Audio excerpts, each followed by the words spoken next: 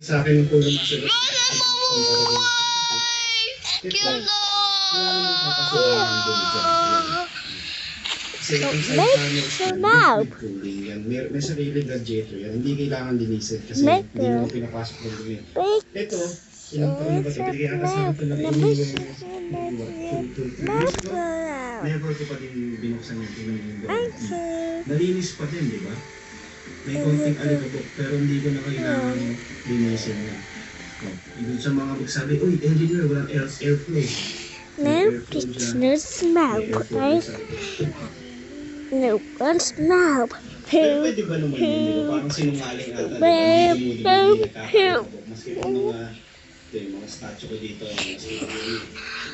hindi naman siya doon. Ano may sikreto? Simple lang ang sikreto. Ito number 1. Air purifier, tumatakbo yan 24/7, hindi ko na pinapatayan.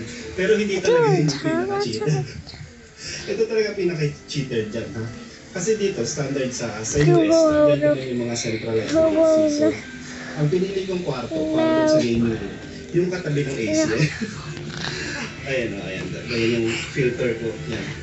Monthly ko pinapalitan yan. Yan yung AC na nag-run sa buong bahay. So, lahat ng dust, lahat ng dumi, nakifilter yan, pinupull niya, lahat ng hangin sa buong bahay, yan, pinupull niya, tapos pinifilter niya, tapos, yun na, doon lumalabas sa taas. Kaya hindi talaga. Well, I know MJ will not remember this story, but Lion rookie year, and as you all know, Baka sila pala, may sem break na yuan? Sem break na? Sem break na?